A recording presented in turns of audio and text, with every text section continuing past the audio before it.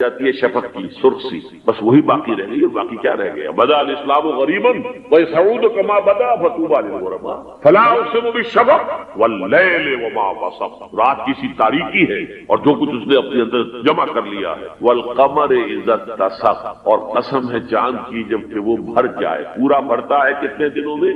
14 دن، اور 14 صدیوں کے بعد اب پہلی صدی کا جس نے کہ تجدید کامل کی عمر بن عبدالعزیز، 14 صدیوں کے بعد اب 15ویں صدی میں الامام المہدی کے ظہور کا وقت قریب ہے۔ اب جو کچھ مجھے حضرت امام المہدی کے بارے میں کہنا ہے، دوبارہ اپنی بات دہرا رہا ہوں، یہ میرا ذاتی گمان ہے، اختلاف کیا جا سکتا ہے۔ میرا گمان یہ ہے کہ یہ اب جو مجدد آئیں گے وہ حضرت مہدی ہوں گے۔ پہلی بات تو یہ جان لیجئے کہ مہدی دو ہیں، ایک شیعوں کے مہدی، ایک سنیوں کے مہدی، ان میں بڑا فرق ہے۔ شیعہ حضرات مہدی کو مانتے ہیں، وہ ان کے 12ویں امام ہیں، ان کے عقیدے کے مطابق انہیں پیدا ہونے کے فوراً بعد اس اندیشے سے کہ انہیں قتل کر دیا جائے گا ایک غار میں چھپا دیا گیا، تقریباً 1200 برس سے وہ اس غار کے اندر ہیں، وہ روپوش ہیں، چھپے ہوئے ہیں، اسی لیے انہیں امام غائب کہا جاتا ہے، اور اب ان کا انتظار ہو رہا ہے، اس لیے انہیں امام منتظر بھی کہا جاتا ہے۔ اس لیے شیعوں کے دارالعلوم جو ہوتے ہیں دارالعلوم المنتظر، وہ اس لیے کہ ان کا انتظار کیا جا رہا ہے۔ تو یہ ہے،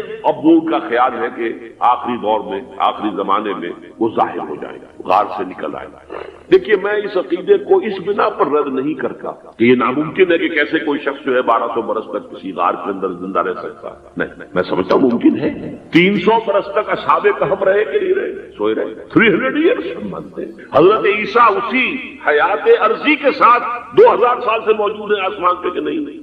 آپ کو معلوم ہے حضرت عزیر 100 برس تک مرنے کے بعد دوبارہ زندہ کر دیے گئے، فاماتہ اللہ 100 عام ثم بعثہ۔ تو ناممکنات میں سے کوئی سوال پیدا نہیں ہوتا، لیکن یہ کہ آیا کوئی امامت معصومہ کا تصور قرآن اور حدیث سے ہمیں ملتا ہے؟ پھر یہ کیا یہ موروثی امامت کہ حضرت علی کی نسل جو حضرت فاطمہ سے چلی ہے اسی میں یہ امامت ہوگی؟ اس کے لیے ہمارے پاس کوئی دلیل نہیں ہے، ہم اس کو تسلیم نہیں کرتے۔ ہم تو سمجھتے ہیں کہ معصومیت ختم ہو گئی محمد الرسول اللہ صلی اللہ علیہ وسلم پر، خاتم المعصومین ہے محمد الرسول اللہ، اب ان کے بعد تو اجتہاد ہے اور خلافت ہے، عام معاملات میں اجتہاد ہوگا، نظام خلافت کا ہوگا۔ تو ہمارے نزدیک جو میں جس مہدی کا نام لے رہا ہوں وہ مہدی ہے جو ایک مجدد ہوں گے، جیسے کہ مجددین کے نام میں نے آپ کو گنوائے، مجدد الفسانی ہو، شاہ ولی اللہ ہو، سید احمد بریلوی ہو، شیخ الہند ہو، ایک ہوں گے انسان جو پیدا ہوں گے انسانوں کی طرح عام طور پر اپنی عمر کو پختگی کو پہنچیں گے، پھر وہ سامنے آئیں گے منظر پر، پھر وہ کام کریں گے، قیادت کریں گے، عرب میں ان کا ظہور ہوگا۔ دوسری بات یہ نوٹ کر لیجئے حضرت مہدی کے بارے میں، ہمارے ہاں احادیث کے جو مجموعے ہیں، وہ جو ٹاپ کے 2 مجموعے ہیں ان میں کہیں حضرت مہدی کا ذکر نہیں، نہ صحیح بخاری میں نہ صحیح مسلم، لیکن ہم اسے نظر انداز نہیں کر سکتے کہ صحائح ستہ کی بقیہ 4 کتابوں کے اندر موجود ہیں، لہذا نظر انداز نہیں کر سکتے، اگنور کرنا ممکن نہیں ہے۔ اب اس میں میں چاہتا ہوں کہ کچھ حدیثیں آپ کو میں سناؤں جن میں حضرت مہدی کا تذکرہ کیا گیا ہے۔ پہلی ہے وعن عبداللہ ابن مسعود قال قال رسول اللہ صلی اللہ علیہ وسلم، حضرت عبداللہ ابن مسعود سے روایت ہے، وہ فرماتے ہیں کہ حضور نے ارشاد فرمایا لا تذهب الدنيا حتى يملك العرب رجل من اہل بیت، یہ دنیا ختم نہیں ہوگی جب تک کہ عرب پر میرے اہل بیت میں سے ایک شخص کی حکومت قائم نہ ہو۔ اور آپ کو معلوم ہے کہ آج تک عرب پر حضور کے اہل بیت کی کوئی حکومت قائم نہیں ہوئی، اور جب قائم ہوئی بھی تھی حضرت علی کو اگر شمار کیا جائے، اس لیے کہ حضور نے وہ جو مشہور واقعہ ہے کہ ایک چادر میں لے لیا تھا حضرت علی کو اور حضرت فاطمہ اور حضرت حسنین کو، اللہم ہؤلاء اہل بیتی، اے اللہ یہ بھی میرے اہل بیت ہیں۔ تو حضرت علی کی بھی حکومت منعقد نہیں ہوئی، پورے عالم اسلام پر ان کی حکومت نہیں، اس لیے کہ شام اور مصر دونوں صوبے جو ہیں انہوں نے ان کی اطاعت قبول نہیں کی، اس حوالے سے یہ معاملہ ابھی ہونا ہے۔ لا تذهب الدنيا حتى يملك العرب رجل من اہل بیتی یواطئ اسمہ اسمی، اس کا نام وہی ہوگا جو میرا نام، یعنی محمد صلی اللہ علیہ وسلم، اور ان کا نام بھی مہدی کا نام بھی محمد ہو، مہدی تو ان کا لقب ہے۔ یہ ترمذی میں بھی ہے، ابو داؤد میں بھی، سنن ابی داؤد جامع ترمذی، بلکہ ابو داؤد میں ایک اور روایت ہے، قال حضور نے فرمایا لو لم يبق من الدنيا الا يوم، اگر دنیا کی زندگی میں سے کچھ بھی نہ بچے سوائے ایک دن کے، لطول اللہ تعالی ذلك اليوم، تو اللہ تعالیٰ اس دن کو لمبا کر دے گا، حتیٰ یبعث فیہ رجلا منی، یہاں تک کہ میرے خاندان میں سے ایک شخص کو اٹھائے گا، من اہل بیتی، میرے اہل بیت میں سے، یواطئ اسمہ اسمی و اسم ابی ہے اسم ابی، جس کا نام میرے نام پر ہوگا، جس کے والد کا نام میرے والد کے نام پر ہوگا، محمد ابن عبداللہ ان کا نام ہوگا، اور وہ یملأ الارض قسطا وعدلا کما بولیا ظلما وجورا، وہ سرزمین عرب کو عدل اور انصاف سے اسی طرح بھر دیں گے جیسے کہ وہ ظلم اور زیادتی سے بھر چکی ہو۔ دوسری روایت ہے حضرت ابو سعید خدری رضی اللہ تعالیٰ عنہ سے، حضور نے فرمایا المہدی منی اجل الجبہۃ اقنى الانف یملأ الارض قسطا وعدلا كما ملئ ظلما وجورا یملک 7 سنین، رواہ داؤد، کہ مہدی مجھ میں سے ہوں گے بڑی روشن پیشانی والے اور بڑی کھڑی ناک والے، وہ زمین کو بھر دیں گے انصاف سے اور عدل سے جیسے کہ وہ ظلم سے بھری ہوئی ہوگی، اور وہ 7 برس تک حکومت کرے۔ عرب میں خالص خلافت علی منہاج النبوہ کا نظام حضرت مہدی کے ہاتھوں قائم ہوگا اور 7 برس تک قائم رہے گا عرب کے اندر۔ اس کا اگلا مرحلہ میں بعد میں بیان کروں گا۔ تیسری روایت، اور اس کو میں اس لیے خاص طور پر سنا رہا ہوں کہ اس میں وہی الفاظ آئے ہیں جو میں نے ابتدا میں حدیث آپ کو سنائی تھی، اس کے الفاظ عن ابی سعید قال ذکر رسول اللہ صلی اللہ علیہ وسلم بلاء یصیب هذه الامہ حتی لا یجد الرجل ملجا یلجا الیہ من الذل۔ حضور نے ذکر فرمایا کہ ایک دور ایسا آئے گا انتہائی ابتلاء اور آزمائش اور مصائب کا کہ کسی شخص کو کوئی سر چھپانے کی جگہ نہیں ملے گی اس ظلم سے اپنے آپ کو بچانے کے لیے۔ فیبعث اللہ رجلا من عترتی واہل بیتی، تو پھر اللہ میرے خاندان میں سے، میرے اہل بیت میں سے اٹھائے گا ایک شخص کو، فیملأ بہ الارض قسطا وعدلا، اور اس کے ذریعے سے اللہ تعالیٰ زمین کو عدل و قسط سے بھر دے گا۔ یرضى عنہ ساکن السماء، یہ وہی الفاظ آ گئے، اس سے پھر راضی ہو جائیں گے آسمانوں میں رہنے والے بھی، وساکن الارض، اور زمین میں رہنے والے۔ لا تدع السماء من قطرها شيئا الا صبت، آسمان اپنا ایک قطرہ بھی نہیں روکے گا مگر یہ کہ اس کو زمین کے اوپر نثار کر دے گا، بارش کی شکل میں گرا دے گا۔ ولا تدع الارض من نباتها شيئا الا اخرجت، اور زمین اپنی پیداوار میں سے کوئی شے نہیں چھپائے گی، نہیں روکے گی مگر کچھ گزائے گا۔ یا یہ کہ دنیا میں اقتدار کہ کسی مسند پر انسان بیٹھا ہے، یا یہ کہ کوئی اس کے ہاتھ میں اختیار نہیں، یہ تمام جو حالات انسان پر طاری ہوتے ہیں، ان کے جواب میں جو طرز عمل فکری اعتبار سے اور عملاً انسان اختیار کرتا ہے اس کے 4 درجے۔ پہلا درجہ ہے انتہائی گمراہی، ضل ضلالا بعیدا۔ وہ کیا ہے؟ اگر عزت ہوئی، نعمتیں ملی، فلاں دیوی یا دیوتا کی نگاہ کرم ہے، اس کی کرپا سے یہ ہو گیا، اور اگر کوئی تکلیف آ گئی، مصیبت آ گئی، معلوم ہوتا ہے کہ فلاں دیوی یا دیوتا ہم سے ناراض ہے، یہ کالی دیوی کی طرف سے کوئی مصیبت آ گئی ہے، یا یہ کہ یہ لکشمی دیوی کی نگاہ کرم ہے کہ ہمیں دولت مل گئی ہے۔ یہ تو ہے شرک۔ شرک ہونے کے اعتبار سے یہ ہے ضل ضلالا بعیدا، انتہائی پستی۔ اس پستی سے اوپر آئیں گے تو توحید کی پہلی منزل عزت دی اللہ نے۔ اگر کوئی تنگی آ گئی، فقر، تکلیف، کوئی ذلت، رسوائی، یہ بھی اللہ کی طرف سے۔ ایک اعتبار سے تو انسان ہدایت پر آ گیا، بڑی گہرائی تھی اس گندگی کی اور اس خباثت کی جو شرک جس کا نام ہے، اس سے انسان نکل آیا، نجاست سے۔ توحید تو ہے لیکن ابھی اس میں اس کی گمراہی کا ایک ایلیمنٹ شامل ہے، اور یہ گمراہی سے جب تک آگے نہیں آئے گا، اوپر نہیں ابھرے گا، اس کا طرز عمل کیا ہوگا کہ ذرا کچھ مل گیا، عزت مل گئی، پھولے نہیں سما رہے، اب زمین پر قدم نہیں ٹک رہے، گردن اکڑ رہی، کہیں محرومی ہو گئی، کوئی تکلیف آ گئی، کوئی مشقت، فقر آ گیا، اب بجھ کر رہ گئے۔ ان دونوں کیفیات میں انسان کا پینڈولم جو ہے وہ ایکسٹریم ہو جائے گا۔ یہ کب ہوگا؟ جبکہ انسان یہ سمجھتا ہے کہ اس دنیا میں جو دولت مل گئی یا عزت مل گئی تو یہ گویا کہ بڑی کوئی قابل فخر ہے، اور اگر یہاں پر کوئی تکلیف آ گئی، کوئی مصیبت آ گئی، فقر و فاقہ آ گیا تو یہ گویا کہ بہت ہی اہانت آمیز ہے۔ اگر یہ انسان سمجھے گا تو طرز عمل وہ نکلے گا نتیجے کے طور پر جو میں بیان کر چکا ہوں، یہ گمراہی ہے۔ اس گمراہی سے نکلیں گے تو آپ کس مقام پر آئے؟ دوسری منزل ہدایت کی کیا ہے؟ نہ یہ عزت ہے نہ یہ ذلت ہے، دونوں حیثیتیں برابر ہیں کہ یہ امتحان۔ اسی لیے ان دونوں آیتوں میں ایک لفظ قدر مشترک ہے، اذا مبتلاه فاما الانسان اذا مبتلاه ربه فاکرمہ ونعمہ۔ یہ بھی ایک ابتلا ہے، آزما رہا ہے اللہ، کبھی وہ دیکھ کر آزماتا ہے، کبھی چھین کر آزماتا ہے، کبھی فقر و فاقہ سے آزماتا ہے، کبھی وہ کثرت دولت اور کثرت مال سے آزماتا ہے، کبھی وہ صحت دے کر آزماتا ہے کہ یہ قوت اور توانائی اور صحت جو میں نے دی ہے یہ اس میں کیا کرتا ہے، کبھی وہ مرض کے ذریعے سے آزماتا ہے کہ صبر کرتا ہے کہ نہیں کرتا۔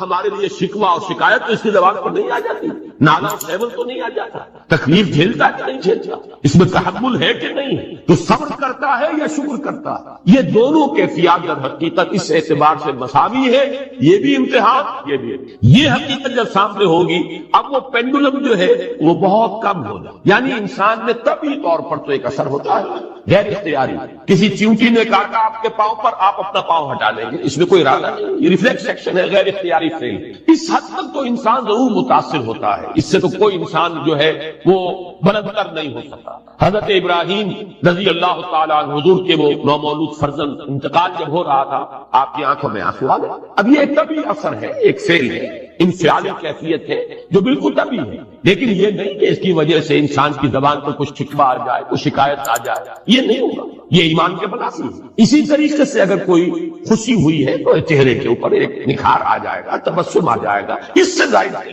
اس حد تک تو یوں سمجھیے کہ انسان کا طبعی تقاضا ہے۔ اس سے زیادہ یہ پینڈولم اگر سوئنگ کر رہا ہے تو گویا کہ اس حقیقت سے انسان محجوب ہے کہ یہ بھی امتحان ہے، یہ بھی امتحان ہے، جو ہم سورہ حدید میں پڑھ چکے ہیں۔ ما اصاب من مصیبت فی الارض ولا فی انفسکم الا فی کتاب من قبل ان نبراها ان ذلک علی اللہ یسیر لکے لا تعصوا علی ما فاتکم ولا تفرحوا بما آتاکم۔ اللہ تمہیں کچھ دے تو اتراؤ مت، اللہ تم سے کچھ چھین لے تو اس کے اوپر افسوس مت کرو۔ یہ نتیجہ ایمان کا نکلنا چاہیے۔ اگر تمہیں ایمان ہے اللہ پر، اگر تمہیں یقین ہے کہ جو کچھ ہوا ہے اللہ کے اذن کے بغیر نہیں ہوا، اگر تمہیں یقین ہے کہ اللہ نے جو میرے لیے طے کیا ہے اس میں میرے لیے خیر ہی ہے، چاہے فی الحال فی الوقت فوری طور پر مجھے ناگوار محسوس ہو رہی ہے بات، لیکن یقیناً میرے لیے اس میں خیر ہے میرے رب کی طرف سے کہ ہر کے ساتھ یہ ماریخ عین الطاف۔ ہم تو شارٹ سائٹڈ ہیں، ہم دیکھ نہیں سکتے کسی شے کو، ہم اس کے ظاہر کو دیکھ کر گھبرا اٹھتے ہیں کہ یہ تو تکلیف آ گئی، کیا پتا اسی کے پردے میں اللہ کی رحمت آ رہی ہے۔ میں نے وہ رئیس امروی کے اشعار آپ کو کئی دفعہ سنائے ہیں۔ وہ وقت آیا کہ ہم کو قدرت ہماری سعی و عمل کا پھل دے، بتا رہی ہے یہ ظلمت شب کہ صبح نزدیک آ رہی، ابھی ہے کچھ امتحان باقی، فلاکتوں کے نشان باقی، قدم نہ پیچھے ہٹے کہ قسمت ابھی ہمیں آزما رہی۔ رئیس اہل نظر سے کہہ دو کہ آزمائش سے جی نہ ہارے، جسے سمجھتے ہو آزمائش وہی تو بگڑی بنا رہی، اسی آزمائش سے تو بگڑی بنے گی، اسی سے تو تمہارا خیر جو ہے اجاگر ہوگا، سامنے آئے گا، پتہ چلے گا who's who، what is what۔ ابو بکر میں کتنا یقین اور ایمان تھا، یہ کیسے معلوم ہوگا؟ کیسے معلوم ہوگا کہ بلال میں کتنا سہار، کتنا تحمل تھا، کتنا صبر تھا، اگر وہ مصیبت ان پر نہ آتی کہ جو امیہ ابن خلف کے ہاتھوں ان پر قیامت اٹھ رہی تھی۔ تو یہ ساری چیزیں جو ہے ما اصاب من مصیبت فی الارض ولا فی انفسکم الا فی کتاب من قبل ان نبرأ ان ذلک علی اللہ یسیر لکے لا تعصوا علی ما فاتکم ولا تفرحوا بما آتاکم واللہ لا یحب کل مختال فخور۔ اگر اس حقیقت سے محجوب ہو جاؤ گے تو پھر اختیار اور فخر اور گھمنڈ پیدا ہو جائے گا تمہارے اندر، یا دوسری طرف مایوسی، کمر ہمت ٹوٹ کر رہ جائے گی، خودکشی کرنے کو انسان آمادہ ہو جاتا ہے، ذرا کوئی ناکامی دنیا میں آ گئی، کوئی تکلیف آ گئی۔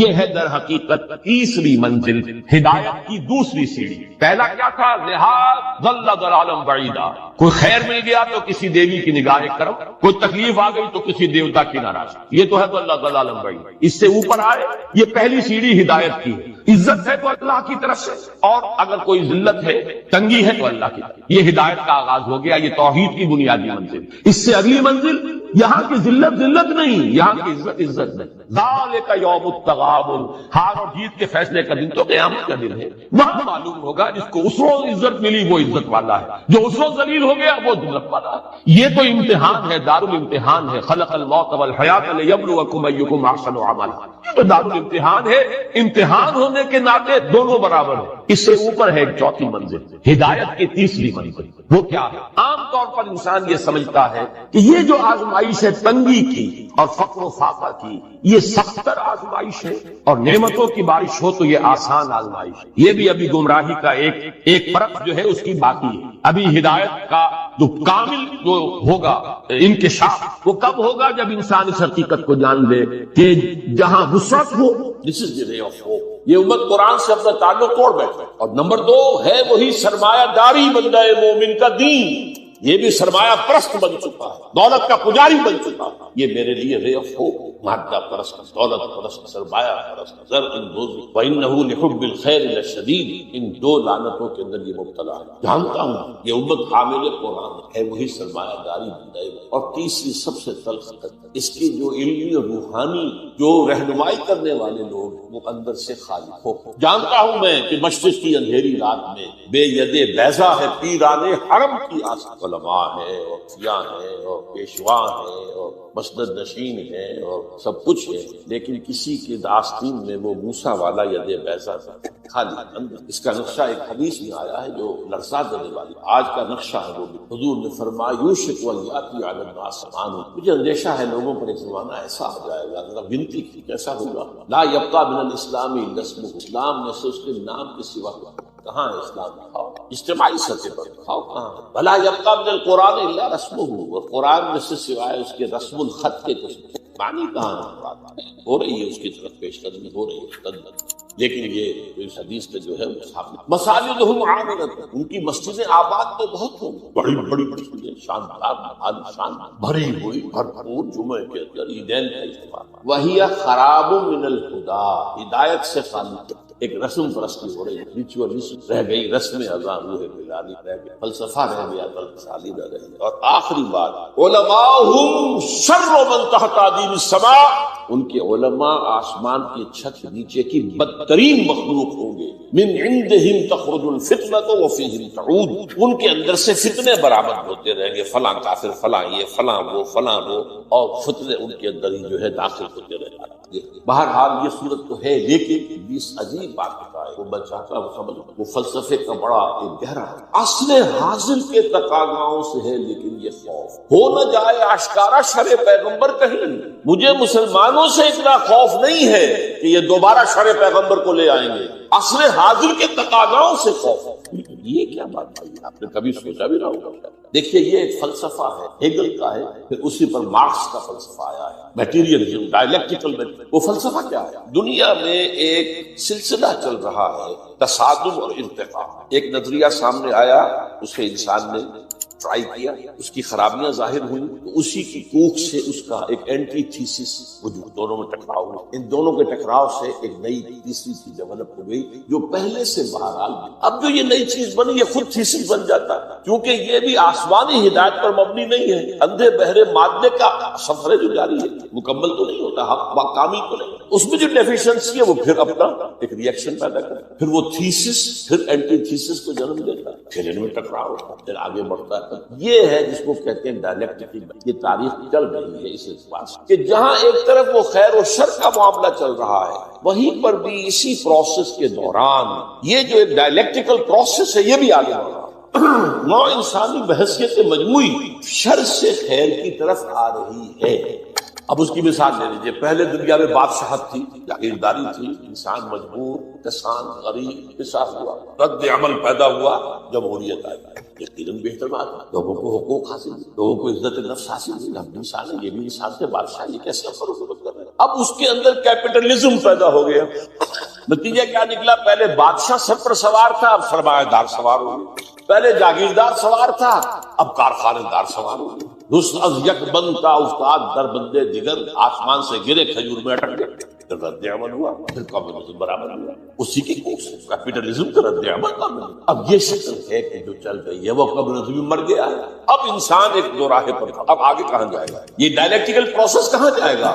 مغربی دنیا سمجھ رہی ہے کہ ہمارا نظام ہی بس جیت گیا ہمیشہ کے لیے، ہمارا جو سیکولر، لبرل اور عوامی حاکمیت پر مبنی جمہوریت کا نظام، اور ہمارا جو پرائیویٹ اونرشپ اور انٹرسٹ اور بینکنگ پر مبنی ہمارا معاشی نظام، بس یہی بہترین ہے، جیت گئے، اب یہ فائنل اینڈ آف ہسٹری۔ فوکویاما نے کتاب لکھی، اب انسان اپنی آخری حد، جس پر پھر ہنٹنگٹن نے کہا نہیں ابھی ایک تصادم نہ ہے، اس نے تہذیبوں کا تصادم کا نام دیا تھا، لیکن ایک اور شخص بات میں کہا نظاموں کا تصادم۔ قرآن نے اس فلسفے کو بیان کیا، یہ سورہ رعد کی آیت نمبر 17 ہے، وَأَنزَلَ مِنَ السَّمَاءِ مَاءً، اللہ تعالیٰ آسمان سے اتارتا تھا، فَسَالَتْ أَوْدِيَةٌ بقدرہا، تو تمام وادیاں بہہ نکلتی ہیں، کیونکہ پہاڑی علاقہ تھا نا حجاز کا، بارش جب ہوتی ہے تو پہاڑوں پر سے پانی نیچے اتر کر وادی میں آتا ہے، جو وادی سوکھی پڑی ہوتی ہے وہ ایک گویا کہ نالا بن جاتی ہے، دریا بن جاتی ہے۔ وَحَتَمَلَ السَّيْلُ غَمَدًا رَّابِيًا، اور یہ جو سیلاب آتا ہے اس کے اوپر جھاگ آ جاتا ہے، چڑھتا ہوا بہت نظر آتا ہے جھاگ۔ وَمِمَّا يُوقِدُونَ عَلَيْهِ فِي النَّارِ ابْتِغَاءَ حِلْيَةٍ أَوْ مَتَاعٍ زَبَدٌ مِثْلُهُ، اور یہ جو دھاتوں کو تپایا جاتا ہے آگ پر، سونا چاندی، تاکہ زیور بنائیں، کچھ اور چیزیں بنائیں، اس میں بھی جو میل ہے وہ اوپر آ جائے، میل اوپر آ کر اور وہ ایک جھاگ کی شکل اختیار کرے۔ کذالک یضرب اللہ الحق والباطل، اسی طریقے سے حق اور باطل کے درمیان تصادم ہوتا ہے۔ فاما الزبد فیذهب الجفاء، تو جو اوپر کا جھاگ جگاڑ ہوتا ہے وہ تو ختم ہو جاتا ہے، سوکھ جاتا ہے۔ واما ما ينفع الناس فيمكث في الارض، جو لوگوں کے لیے بہتر شے ہوتی ہے وہ زمین کے اندر رک جاتی ہے، ٹک گئی، پانی زمین میں جذب ہو گیا، جھاگ ختم۔ تو اسی طریقے سے یہ تھیسس اینٹی تھیسس کے ٹکراؤ میں جب سنتھسس ہوتا ہے تو بہت سا میل کچیل نکل جائے، ختم۔ اور جو انسانیت کے حق میں مفید تر شے ہوتی ہے، یہ عمل جاری ہے۔ اور اقبال نے اصل میں اسی اعتبار سے کہا کہ اسی عمل کا منطقی نتیجہ یہ ہے کہ اسلام آئے گا۔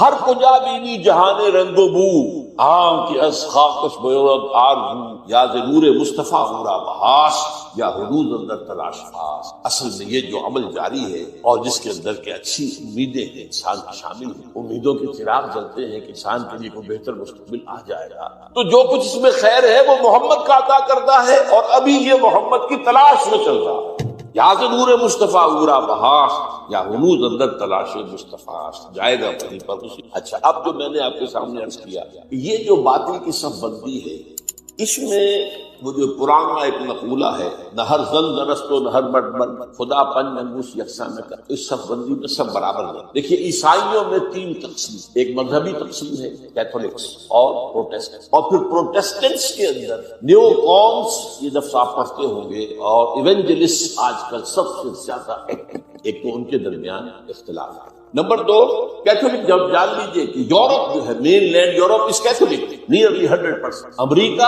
اور برطانیہ یہ ہے پروٹیسٹ۔ پھر ان کے اندر بھی ایک تقسیم ہے، کچھ لوگ مذہبی ہیں، کچھ سیکولر ہیں، جنہیں پرواہ نہیں، نہ کیتھولسزم سے پرواہ ہے بحث سے، نہ پروٹیسٹنٹ سے، جیسے ہر جگہ ہوتا ہے، ہمارے یہاں بھی ایسے لوگ بھی ہیں جنہیں کو خاص سروکار ہے، کہنے کو وہ شیعہ ہیں، وہ شیعہ کیا ہے، کہنے کو سنی ہے، سنی کیا ہے، مذہب سے کوئی خاص سروکار ہی نہیں، تو کہاں کی شیعت کہاں کی سنیت۔ اسی طریقے سے یہودیوں میں تقسیم ہے، ایک یہودی ہے مذہبی پریکٹس، ان کی تصویر اگر کبھی آپ نے اخبارات میں دیکھی ہو، لمبے لمبے ان کے بال، اور خاص طور پر یہ قلمے جو ہے یہ ان کو وہ دے کر چھلے بنا کر لٹکاتا ہے، بہت خوبصورت دیکھو شکل، اور بال بڑے بڑے، اور سیاہ ہیٹ اور لمبے سیاہ کوٹ، اشکن تو نہیں ہوتی وہ، لیکن یہ کہ کوٹ لمبے، یہ یہودی ہے پریکٹس۔ پھر یہ کہ اگر یہ گھر پر بھی ہوگا تو سر پر ایک چھوٹی ٹوپی ضرور، باہر نکلے گا تو ہیٹ ہوگا، بلیک ہیٹ، چھوٹی سی ٹوپی چپکی ہوئی ہوگی اس کی کھوپڑی کے ساتھ، یہ یہودی ہے پریکٹس۔ اور ایک سیکولر یہودی جنہیں مذہب سے نکالتے ہیں، نسل بھی ہے بس۔ اور دوسری طرف ایک اور تقسیم ہے جسے بہت کم لوگ جانتے ہیں، سفیرڈین اینڈ ایشکنازی۔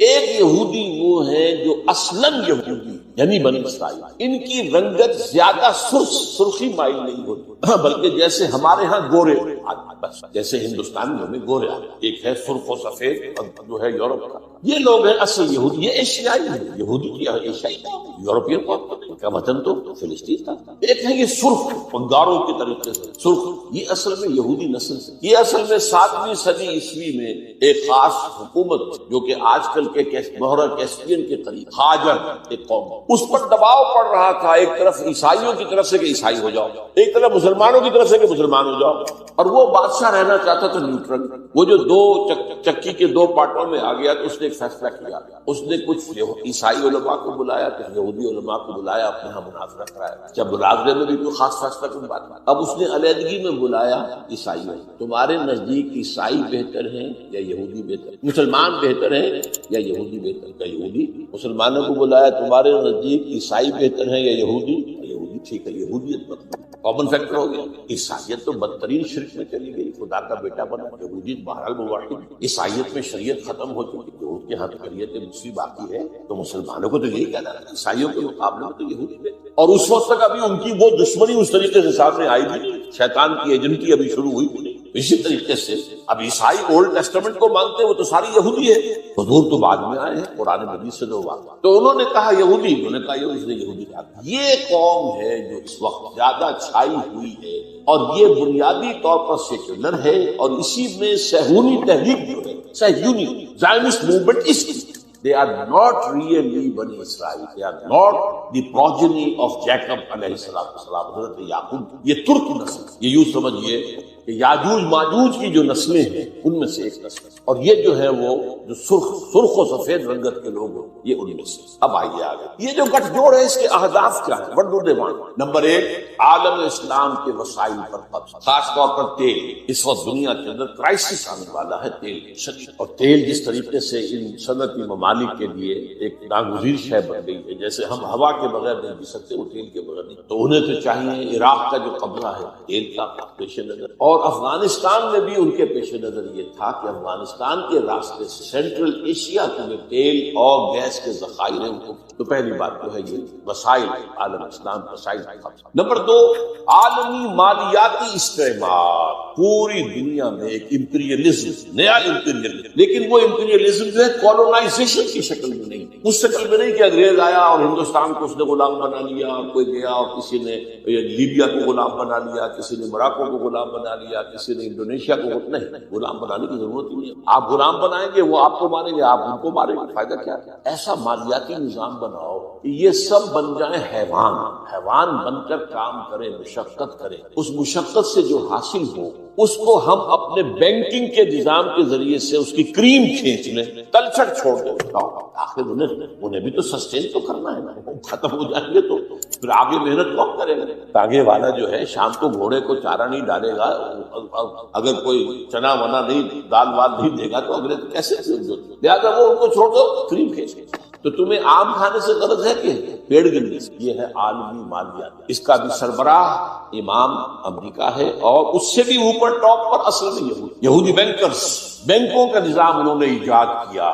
یہ اس پروسیس کا حصہ ہے جو میں نے کہا تھا، انہوں نے جو ریگین کی اپنی پوزیشن عیسائی مقابلہ، تو بینکنگ کا نظام، این بنوک، این فکر چالاک یہود، نور حق السینہ آدم ربود، اس بینکوں کے نظام نے انسان کے اندر سے جو نور حق ہے، وہ جو روح ربانی ہے، اسے کھینچ لیا، سب تا کہو بالا نہ گرد دی نظام، دانش و تہذیب و دی سودائے خام۔ جب تک یہ نظام کہو بالا نہیں ہوگا، کہاں کی دانش، کہاں کی تہذیب، کہاں کا مذہب، کہاں کا دین، یہ سب نام ہے جنہیں قل ہی الا اسماء ہی الا اسماء سمیتم۔ تو دوسری بات یہ ہوگی۔ تیسری بات ہے وہ اپنی تہذیب کا تحفظ کرنا، اپنی تہذیب اور تمدن دونوں۔ یہ جو اقبال نے لفظ استعمال کیا ہے تہذیب نے، پھر اپنے درندوں کو، میں حیران ہوں شخص کے بارے میں، وہ الفاظ جو آج بش کہہ رہا، اور سویلائزیشن، ہمیں خطرہ، ہماری تہذیب کو خطرہ، یہ سارے کے سارے تل گئے، ہماری تہذیب کو ختم کر دیا۔ اور بیل ہی یہی الفاظ استعمال کیے تھے اپنے وقت کے فرعون اعظم مصر کا فرعون، ان ھذان لساحران یریدان ان یخرجاکم من ارضکم بسحرہما ویذھبا بطریقتکم المثلی۔ یہ جو موسیٰ اور ہارون آ گئے نا، یہ دو جادوگر ہیں، یہ چاہتے ہیں اپنے جادو کے بل پر تمہیں اپنے ملک سے بے دخل کر دیں اور تمہاری مثالی تہذیب کو ختم کر دیں۔ وَيَذْهَبَا بِطَرِيقَتِكُمُ الْمُثْلَىٰ۔ آج در حقیقت وہ چاہتے ہیں کہ اپنی اس تہذیب اور تمدن کا اور اپنے نظام کا، خاص طور پر مالیاتی نظام، وہ سارا معاملہ جو مالیاتی استحصال کا ہے وہ تو اسی پر تو مبنی ہے، مالیاتی نظام ختم تو ختم۔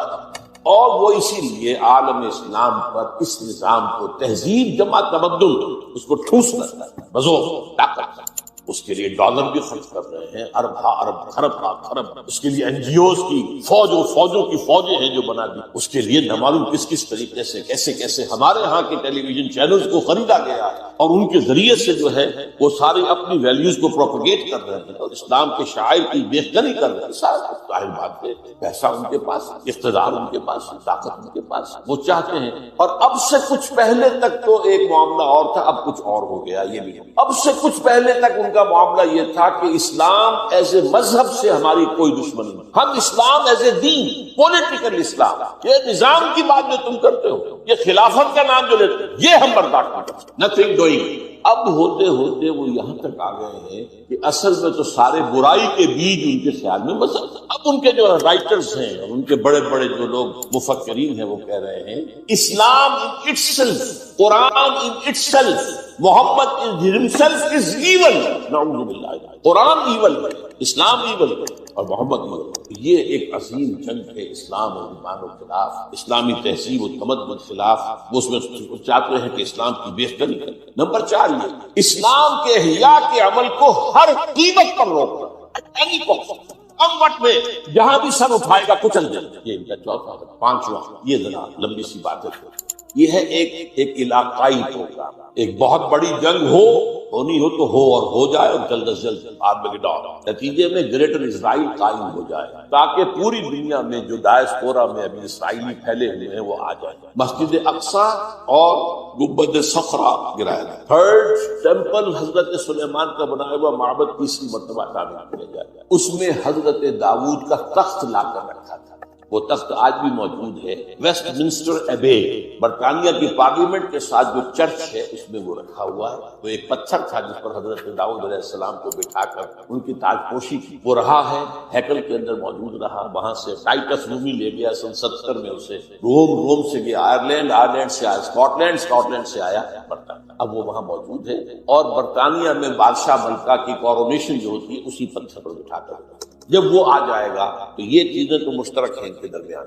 آرمیگیڈون، گریٹر اسرائیل، تمام دنیا سے اسرائیلیوں کو لا کے آباد کر دینا، اور ٹیمپل آف دی ماؤنٹ کی تعمیر اور اس کے لیے مسجد اقصی اور گنبد صخرا کو گرا دینا اور تھرون آف ڈیوڈ لا کر دینا. اس کے بعد عیسائیوں کے نزدیک حضرت مسیح نازل ہوں گے اور اس تخت پر بیٹھ کے پر ہوں. یہاں ہمارا ان کا عقیدہ کچھ آ کر ملتا ہے. اور اس یہودیوں کے نزدیک ان کا جو مسیحا جس کے وہ منتظر ہیں وہ آئے گا جس کو ہم کہیں گے دجال، المسیح الدجال. ان کا مسیحا جھوٹا وہ آ کر بیٹھے گا اور وہ دنیا پر. یہ ہیں ان کے اہداف. اب دیکھیے میں تھوڑی تفصیل آپ کو بتاتا ہوں. اس کے بعد کیتھولک یہ چاہتے ہیں کہ فلسطین میں ایک کیتھولک ریاست آئے. یہاں فرق ہے. یہودی چاہتے ہیں کہ اسرائیلی ریاست آئے. اچھا، کیتھولکس اور یورپینز اتنے زیادہ پرو یہودی نہیں ہیں جتنے کہ پروٹیسٹنٹس اور ایونجلسٹ اور نیوکونز ہیں برطانیہ اور امریکہ. ان میں تھوڑے فرق ہوئے ہیں اس اعتبار سے رہتے ہیں. اب یہی وجہ دیکھیے کس قدر زمین و آسمان کا فرق ہوا.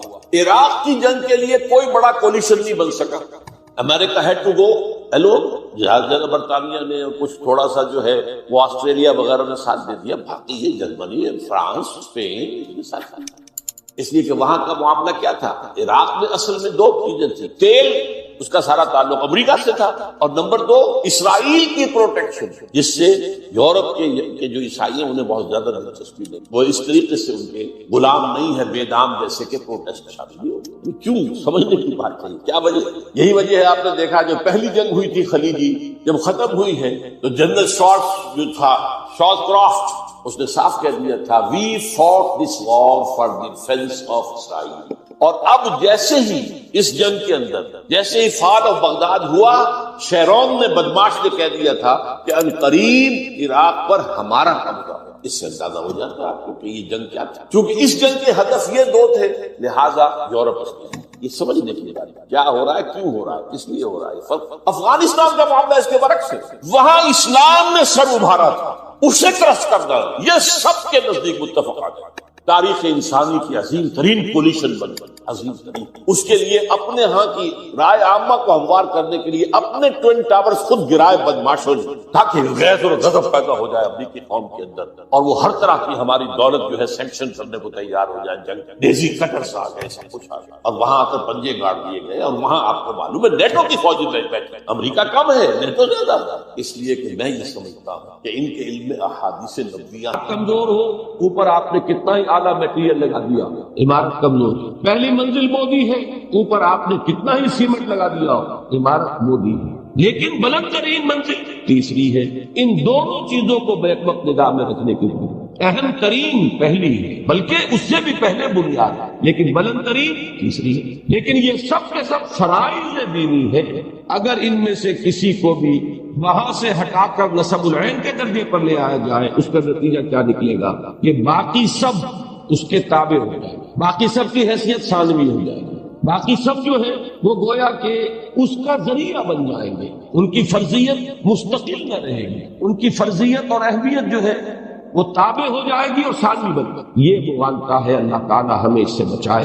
نصب العین صرف ایک ہے اور وہ ایمان کا لب لباب ہے کہ اللہ کی رضا اور آخرت کی فلاح یہ ہماری کل جد و جہد کا اصل مقصود و مطلوب۔ ہاں یہ ضرور ہے کہ اس کے لیے پھر جیسا کہ الفاظ آ گئے سر دھڑ کی بازی لگانے کے لیے انسان تیار، یہ ہاف ہارٹڈ نہ ہو، یہ جزوی نہ ہو، یہ عافیت کوشی کے ساتھ نہ ہو، یہ ریزرویشنز کے ساتھ نہ ہو، یہ تحفظات کے ساتھ نہ ہو، بلکہ یہ کہ ہمہ وقت ہمہ تن من دھن انسان لگانے کے لیے آباد، اس کے لیے کہ دیکھیے ایمان کا یہ لب لباب جس پر گفتگو ہو چکی ہے مسجد میں، وہ لب لباب قرآن مجید کے الفاظ میں کیا ہے؟ قل ان صلاتی ونسکی ومحیای ومماتی للہ رب العالمین، یہ اس کا خلاصہ ہے، یہ اس کا حاصل ہے، یہ اس کا لب لباب۔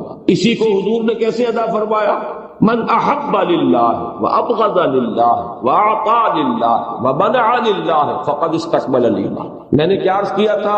حاصل کیا؟ ہم اللہ کے ہیں اور ہمارے پاس جو کچھ ہے وہ اللہ کے لیے۔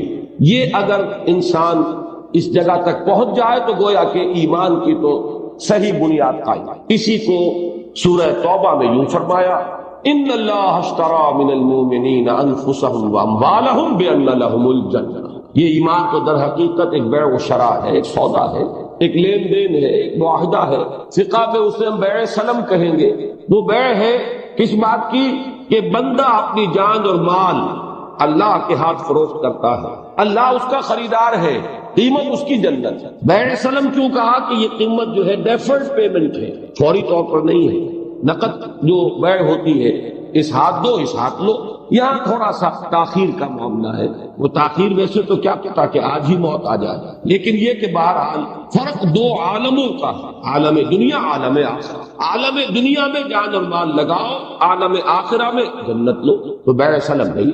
تو تعبیر کے مختلف اسلوب ہیں، مختلف انداز ہیں۔ ایک پھول کا مضمون ہو تو 100 رنگ سے باندھو، حقیقت کو سمجھیے کہ حقیقت کیا ہے۔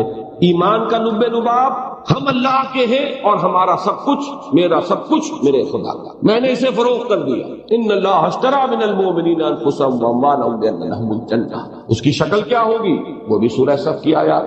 یا ایھا الذین آمنوا هل ادلکم علی تجارۃ تنجیکم من عذاب الیم تؤمنون باللہ ورسولہ وتجاہدون فی سبیل اللہ باموالکم وانفسکم ذالکم خیر لکم ان کنتم تعلمون یغفر لکم ذنوبکم ویدخلکم جنات تجری من تحتها الانہار ومساکن طیبۃ فی جنات عدن ذالک الفوز العظیم۔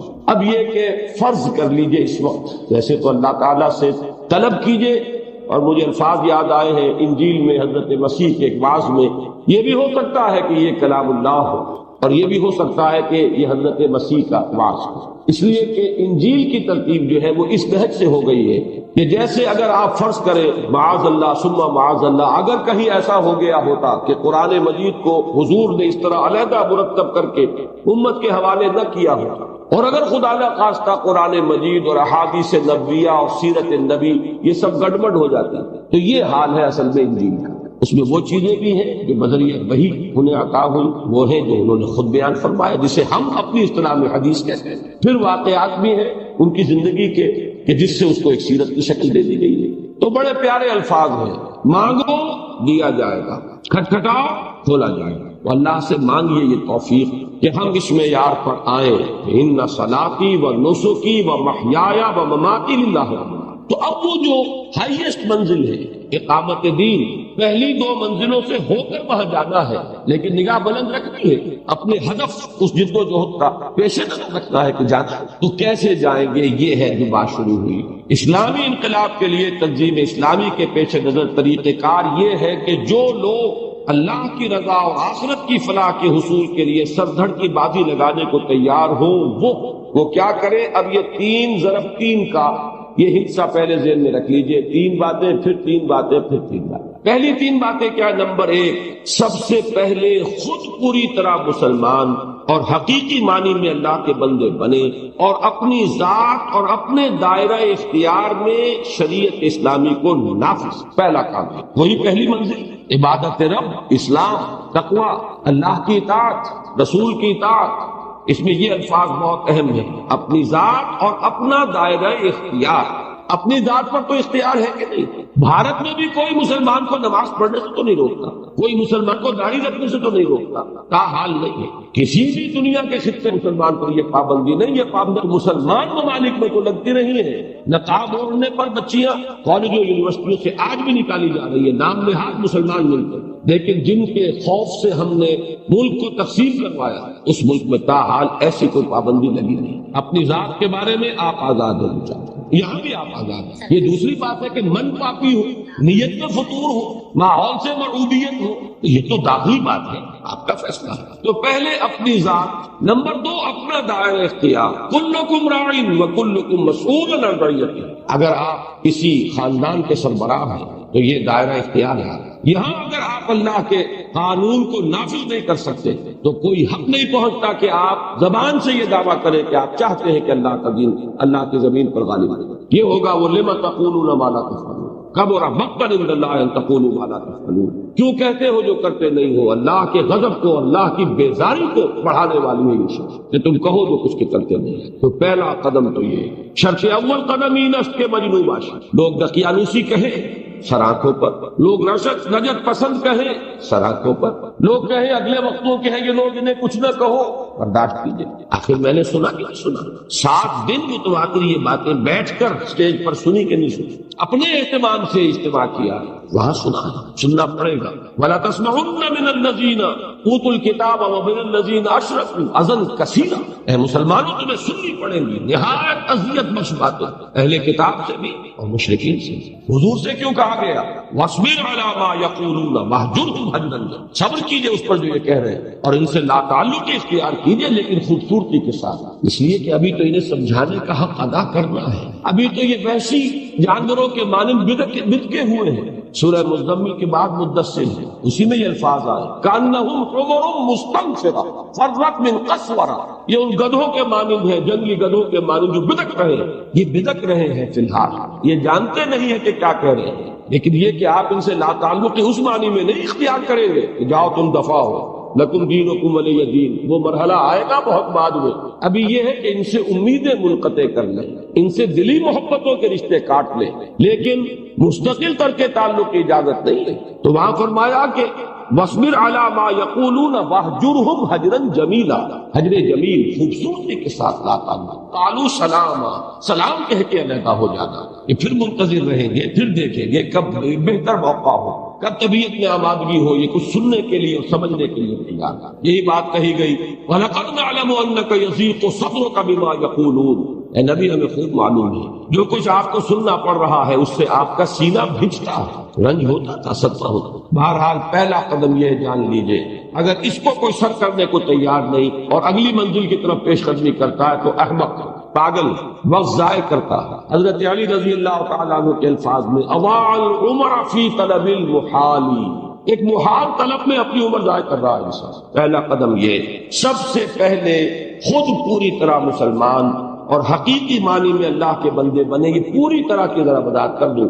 اس میں بھی مغالطہ ہو سکتا ہے، اس میں انسان اگر معیار بنا لے گا شیخ عبد القادر جیلانی کو، جب تک وہاں نہ پہنچوں مجھے اگلا قدم نہیں اٹھانا، تو اگلے قدم کی نوبت آئے گی نہیں۔ اس کا ایک معیار کم سے کم فرائض کا پابند اور حرام چیزوں سے مجتنب، یہ تو کم سے کم۔ نوافل کی بات، مستحبات کی بات، چلیے جیسے جیسے آگے بڑھیں گے یہ پودا بھی پروان چڑھے گا، لیکن یہ کہ پہلی شرط تو یہ ہوگی فرائض کی ادائیگی، حرام چیزوں سے اجتناب۔ 2 شرطیں پوری کرے انسان، اور نہ صرف اپنی ذات بلکہ اپنے دائرہ اختیار میں بھی شریعت اسلامی کو نافذ کریں، اور اس کے لیے اپنے نفس کے خلاف بھی جہاد کریں اور بگڑے ہوئے ماحول سے بھی مردانہ وار کشمکش کریں۔ یہ دو کشمکشیں اس لیول پر آ جاتی ہیں۔ سب سے پہلے تو میں نے عرض کیا کہ خدا کا سب سے بڑا باغی تو ہمارے اندر بیٹھا ہوا۔ مولانا روم کا شعر میں نے یہاں نقل کیا ہے، اس کا ترجمہ بھی ہے، نفس ما ہم کم طرز فرعون نیست لیکن ایراعون نیست، میرا نفس بھی فرعون سے کم نہیں ہے۔ فرعون نے دعویٰ کیا تھا الیس لی ملک مصر، کیا مصر کی حکومت میری نہیں ہے؟ کیا مراد؟ میرا حکم چلے گیا، میں نہیں جانتا کون اللہ کون رسول، کیا حلال کیا حرام۔ اسی طرح میرا نفس کہتا ہے کہ یہ وجود میرا ہے، اس پر میری خواہش چلے، میری مرضی، میں نہیں جانتا کیا حلال کیا حرام۔ تو نفس ماں ہم کم طرف فرعون نہیں۔ فرق صرف یہ ہے کہ میں درویش ہوں، میرے پاس لاؤ لشکر نہیں ہے، زبان سے میں کچھ نہیں کہہ سکتا۔ فرعون کے پاس لاؤ لشکر تھا، اس نے زبان سے بھی کہہ دیا تھا انا ربکم الاعلی، میں زبان سے کچھ نہیں کہہ سکتا، لیکن نفس میرا یہی کہ۔ دوسری بات، نفس کے جہاد کے ساتھ معاشرے کے ساتھ مجاہدہ، اس کا رخ کچھ اور ہے۔ معاشرہ کہاں سے شروع ہو جاتا ہے؟ آپ کا خاندان، آپ کے عزیز، آپ کے رشتہ دار، آپ کی برادری، آپ کا پڑوس، آپ کا محلہ، آپ کا شہر، آپ کی قوم، معاشرہ۔ اس کا رخ کچھ اور، آپ کا رخ کچھ اور، ان کی سوچ کچھ اور، آپ کی سوچ کچھ اور، ان کے معیارات کچھ اور، آپ کے معیارات کچھ اور، ان کی قدریں کچھ اور، آپ کی قدریں کچھ اور۔ تو کشمکش ہوگی کہ نہیں؟ کشاکش ہوگی کہ نہیں؟ اس میں دو ہی راستے ہیں۔ کم ہمت لوگوں کا راستہ کیا ہے کہ چلو تم ادھر کو، ہوا ہو جدھر کی۔ عافیت اسی میں ہے، آسانی اسی میں ہے، سہولت اسی میں ہے۔ اور باہمت لوگوں کا کیا ہے؟ فارسی میں وہ پہلی بات کیا ہوگی؟ زمانہ باتو نہ سازت تو با زمانہ بے ساز، زمانہ تمہارے ساتھ سازگاری اختیار نہیں کر رہا، ہم آہنگی اختیار نہیں کر رہا، تو چلو تم اس کے ساتھ سازگاری کرو، فرکشن ختم ہو جائے گی، تصادم ختم ہو جائے گا۔ لیکن باہمت اولو العزم لوگوں کا، جہاں قرآن کہتا ہے ان ذالک من عزم الامور، یہ ہمت کی بات ہے، یہ اصحاب ہمت کا راستہ۔ وَلَمَنْ صَبَرَ وَغَفَرَ إِنَّ ذَلِكَ لَمِنْ عَزْمِ الْأُمُورِ۔ صاحب عظیمت لوگوں کا رویہ کیا ہے کہ زمانہ بات و نسازت تو با زمانہ ستیز، زمانہ تمہارے ساتھ ہم آہنگی اختیار نہیں کرتا تو اس سے لڑ۔ یہ ایک پہلا قدم۔ اب اس میں تفصیلات کا جتنا چاہے رنگ بھر لے، اس وقت یہ پوری بات 9 باتیں چونکہ آج ختم کرنی ہے، لہذا اس پہلی بات میں اسی وضاحت پر اکتفا کر۔ دوسرا قدم کیا؟ آہم دینی اخوت اور ایمانی محبت کے رشتوں میں بند کر آپس میں نہایت شفیق اور رحیم اور دین کے باغیوں اور مخالفوں کے خلاف سیسا پلائی ہوئی دیوار۔ ابھی یہ صرف اخوت کی بات آئی ہے، سیدھی بات ہے 2 اور 2 4 کی طرح۔ کسی بامقصد انسان جس کی زندگی کا کوئی رخ معین ہے، اس کی محبت ہو اور عداوت ہو، نفرت ہو اور دلی رشتوں کا ایک معیار معین ہو، از خود ہو، ایک حلقے سے کٹے گا، ایک سے جڑے گا، ایک سے دلی محبت کا رشتہ منقطع ہوگا اور دوسرے کے ساتھ قائم۔ قرآن مجید میں یہ مضمون آیا ہے مختلف اسلوب میں، اشداء علی الکفار رحماء بینہم، سورہ فتح میں، سورہ مائدہ میں اذلۃ علی المؤمنین اعزۃ علی الکافرین۔ میں نے یہاں چونکہ آیات کوٹ نہیں کیے اس لیے کہ اس کو بہت وسیع پیمانے پر پھیلانا ہے۔ بے حرمتی کا اندیشہ ہمارے درسوں میں، ہماری تحریروں میں، ہمارے کتابوں میں، ہمارے کیسٹ میں سب چیزیں موجود ہیں۔ اس وقت خلاصہ بتا، اقبال کا خوبصورت مصرع ہے، شعر ہے، ہو حلقہ یاراں تو بریشم کی طرح نرم، رزم حق و باطل ہو تو فولاد ہے مومن۔ لیکن یہ کہ قرآن مجید کے الفاظ یاد کیجئے، محمد الرسول اللہ والذین معہ اشداء علی الکفار رحماء بینہم۔ وہ حدیث بھی میں آپ کو سنا چکا ایمان کا، جو تکمیلی مقام ہے، من احب للہ و ابغض للہ و اعطا للہ و منع للہ فقد استقبل الایمان۔ وہی بات ہے، ہو حلقہ یاراں تو بریشم کی طرح نرم، رزم حق و باطل ہو تو فولاد۔ تیسرا سٹیپ، کسی ایسے شخص کے ہاتھ پر جس کے عزم و ارادہ، اصابت رائے اور خلوص و اخلاص پر دل و دماغ گواہی دے دے، ہجرت و جہاد اور سمع و طاعت فی المعروف کی بیعت کر کے ایک جماعتی نظم میں منسلک ہونا۔ دیکھیے پہلی بات کیا تھی؟ اخوت، برادرہڈ۔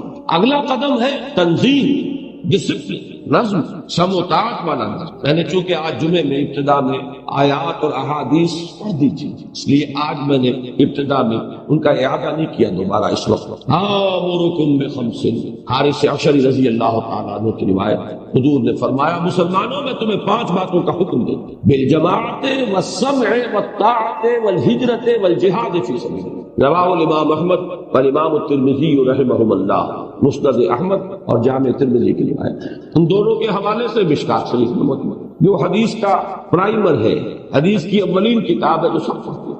یہ جو ڈسپلن، سمع و طاعت اور اس کے لیے ہجرت و جہاد، اس کو اچھی طرح سمجھ لیجئے۔ اول تو یہ کہ کس کے ہاتھ پر کی جائے اس کی کچھ شرائط ہے۔ نبی تو کوئی نہیں آئے گا، یا تو منتظر رہیے مرد اصغر، منتظر رہیے ظہور مہدی کے، منتظر رہیے نزول عیسیٰ کے علیہ الصلوۃ والسلام، اور اگر یہ نہیں ہے اور ہرگز نہیں ہے تو پھر اب نبی نہیں آئے گا، معصوم کوئی نہیں ہوگا۔ اس معنی میں کامل کہ کہیں انگلی رکھنے کی جگہ نہ ہو، کہیں اعتراض کی گنجائش نہ ہو، وہ نہیں ملے گا۔ اس کی تلاش کریں گے تو گویا کہ فرار اختیار کریں گے اپنی ذمہ داری کی ادائیگی سے۔ لہذا عملی شکل کیا ہے وہ یہاں الحمدللہ بڑے جامع الفاظ میں ہے۔ تین باتوں پر اس کے بارے میں دل اور دماغ گواہی دیں گے۔ دو ہی چیزیں انسان میں ہیں، دماغ صغرا کبرا جوڑ کر نتیجے نکالتا ہے، دل میں براہ راست جسے آپ وجدان کہتے ہیں، انٹیوشن کہتے ہیں، وہ سپونٹینیس ہوتا ہے۔ وہ علم جو حاصل ہوتا ہے وہ کسی